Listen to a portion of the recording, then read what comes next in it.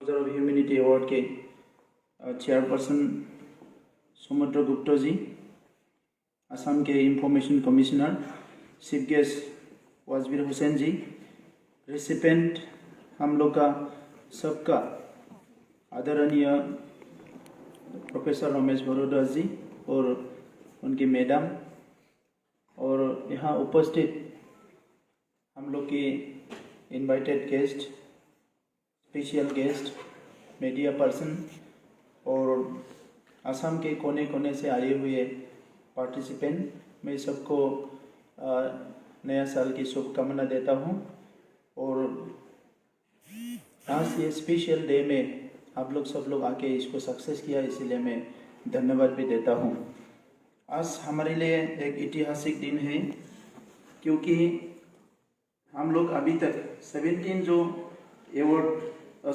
Award दिए हैं, इसमें भारतवर्ष की विभिन्न प्रांत की जो सोसाइटी के लिए, देश के लिए, इंसानियत के लिए बहुत काम किया है, उनको अवार्ड दिया है। और आज के जो हम लोग का ये रिसिपेंट है, ये सिर्फ ये इंसानियत या किसी भी काम जो कर रहा है लोगों समाज के लिए, इसमें सीमित नहीं है। स्पेशली हम लोग के बोरो सोसाइटी के बुरे बग के एक दोस्त है। तो मैं ये बोलना चाहता हूँ कि कुछ दिन में तीन चार दिन पहले मैं दिल्ली में गया था, तो उसमें कुछ लोग को मिला था। तो वो लोग रात में कुछ बैठ के बात कर रहे थे। उसमें बहुत सारे राजनीतिक नेता थे, भारत के 4-5 थे, हर पार्टी का, कांग्रेस का, बीजेपी का। तो वहाँ ये सब बोला था कि हम लोग सब बुरे वक्त के दस्त है। तो उसी टाइम में मुझे याद आया, भारद्वाज सर को हम लोग इस बार सुना कि ये अवार्ड के लिए, और भारद्वाज सर जो है हमारे बुरे वक्त के दस्त है, पूरा एक के लिए, दो के लिए, पूरा बोरो समाज के बुरे वक्त के दस्त है। तो इसीलिए आज मैं बहुत खुश हूँ कि हम लोग जाति के, समाज के, समुदाय के काम करने के जब शुरू किया था, उसमें दिल्ली में हम लोग को ले जाके यूजी ब्रह्मा जी ने सर से हम पहचान किया था। तो उससे पहले हमने काफ़ी नाम सुना था, लेकिन जब सर से पहचान करवाया, उसी दिन से अभी तक सर को हमने कोई और की नज़र से नहीं देखा कि बोरो समाज के ही एक कोई हम लोग का गार्जियन है, ऐसा एक प्रिविलेज लेके हमने काम किया।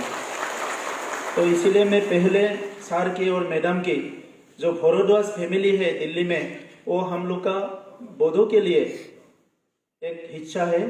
तो मैं दोनों के लिए फिर से मैं ईश्वर से प्रार्थना करता हूँ कि आप लोग को लंबी उम्र दे, और जो भी विचार आपने रखा है समाज के लिए, ये इसका विस्तार हो और हम लोग को भी मौका मिले कि इसको विस्तार करने के लिए।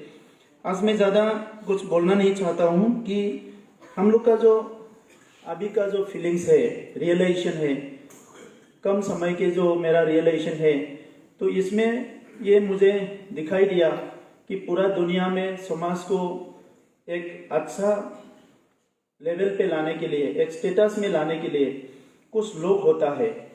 और वो लोग जो होता है वो कि ऐसा नहीं कि ज़रूरत कि आपकी जाति की होना चाहिए, आपकी समुदाय की होना चाहिए। वो किसी भी जाति में, किसी भी कोने में दुनिया में जन्म लेते हैं और सबके लिए काम करते हैं।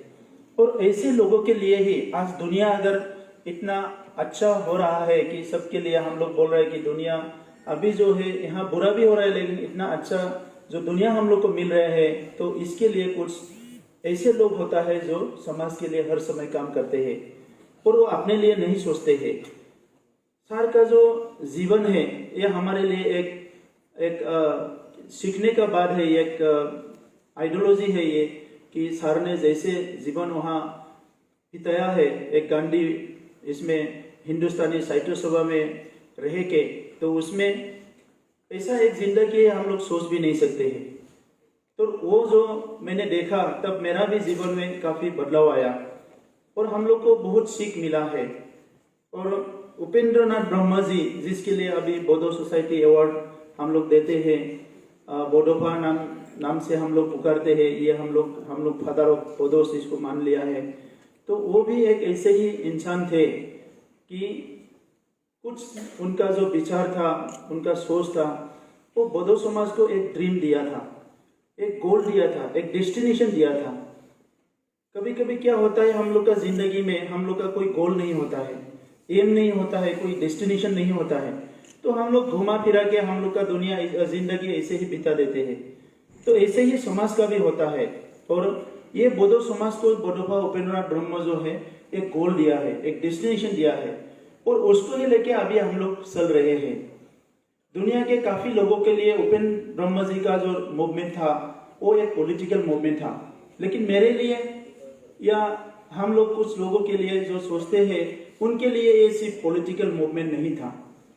ये पॉलिटिकल मूवमेंट से बहुत आगे था, जिसमें बोडोफा ने इसीलिए लिव एंड लेट लिव का जो नारा है उसको जोड़ दिया था कि अभी कभी कभी होता है कि हम जहाँ रहते हैं बोडोलैंड में, इसमें कुछ कॉन्फ्लिक्ट होता है, वायलेंस होता है, लोगों में कुछ बातचीत में तू में या कुछ डिबेट होता है, तो बहुत सारे प्रश्न आते हैं कि बोडो समाज ऐसा है, बोडो समाज वैसा है। लेकिन बोडोफा उपेंद्रनाथ ब्रह्म का जो विचार था, वो विचार में अगर आप थोड़ा सा उसको सोचे देखे तो ये देखने को मिलता है कि ये बोडोफा उपेंद्रनाथ ब्रह्म ने ही हम लोग को, सारा बोडो सोसाइटी को एक नॉन वायलेंट डेमोक्रेटिक सोसाइटी होने के लिए एक रास्ता दिखाया था।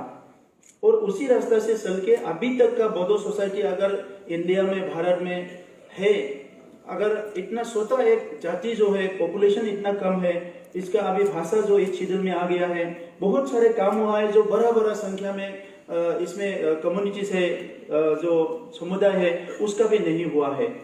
तो इसीलिए हो पाया क्योंकि एक विजनरी आदमी, विजनरी इंसान हमारे बोडो समाज में जन्म हुआ था। तो उसी रास्ता से अगर हम लोग चल सकते हैं तो बोडो समाज हम लोग को आने वाले समय में काफी ऊपर, काफी ऊंचा एक स्तर पे हम लोग जा पाएंगे, ये मेरा बिलीफ है। तो इसके लिए कुछ लोग हमें बोलना पड़ेगा। ये जो त्रास्ट है उपेंद्रनाथ ब्रह्म जी का, ये यूजी ब्रह्म जी की ही सोच थे। और उसके साथ ही यूजी ब्रह्म जी ने और एक काम किया था, ये जो इंस्टीट्यूट ऑफ बोडोलॉजी NIB करके एक शुरू किया था। तो उसमें जो science of Bodo society, Bodo का साइंस जो है, उसको थोड़ा सा समझने के लिए उसने शुरू किया था। और ये सारे जो इनोवेटिव आइडियाज है, सोच है, इसको हम लोग थोड़ा सा आगे लेके जाना है। नहीं तो सोशल जो कॉन्फ्लिक्ट है ये इतना मतलब हमारे एरिया में अभी भी है कि एक समुदाय दूसरा समुदाय से मिलने के लिए बहुत डरते हैं, एक समुदाय दूसरा समुदाय से बात करने भी डरते हैं। इसके लिए कोई और जिम्मेदारी नहीं है, हम लोग की जिम्मेदारी है। जिस एरिया में हम लोग रहते हैं, जिस गांव में हम लोग रहते हैं, जिस इलाके में हम लोग रहते हैं, हमारे अधिकार के लिए हमने कुछ किया है वो सही है, लेकिन हमारे अधिकार के लिए हम कुछ करने के लिए जब कोशिश किए तो इसमें और काफी कुछ हुआ है जिसको हम लोग नजरअंदाज किया है।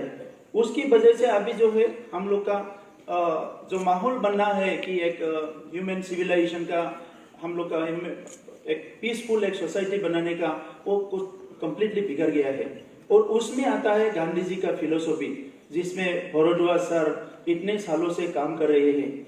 और मुझे भी ये मानना है, मैं न्यू जनरेशन का हूँ, तो आज दुनिया अगर अच्छा से जीना है, दुनिया के लोग अगर चैन से, अमन से, शांति से जीना है, एक अच्छा माहौल में जीना है, तो गांधी जी का फिलोसॉफी को छोड़ के हम कोई और फिलोसॉफी में इतना बिलीव नहीं रखता कि हम लोग कुछ कर पाएंगे।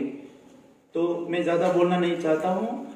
मैं बहुत बहुत धन्यवाद देता हूँ, सर ने समय दिया है, मौका दिया है हम लोग को ये अवार्ड देने के लिए। और आने वाले समय में हम चाहते हैं सर के जो विचार है एक पीसफुल सोसाइटी बनाने का, एक डेमोक्रेटिक सोसाइटी बनाने का, गांधी फिलोसॉफी से आगे जाने का, और सबको अपना अपना हाथ दिलाने का जो बात है, ये सारे विचार में सर हम लोग को भी मौका देंगे काम करने के लिए, सुनने के लिए। और बोडो समाज को आने वाले समय में ये बहुत एक गया समय में ये बहुत बुरे हाल से गुजरे हैं, आने वाले समय में हम चाहते हैं सर के आशीर्वाद हमारे साथ हमेशा रहेंगे। और मैं इसी शब्द से आज का प्रोग्राम में मेरा जो स्पीच है मैं यही समाप्त करता हूँ। बहुत बहुत धन्यवाद आप लोगों को, सर को बहुत बहुत धन्यवाद, हम लोग का जो चीफ गेस्ट अदर डिग्निटरीज आए हैं सबको बहुत बहुत धन्यवाद। और आप लोग को सबको धन्यवाद देके मेरा जो स्पीच है मैं ये समाप्त करता हूँ। धन्यवाद।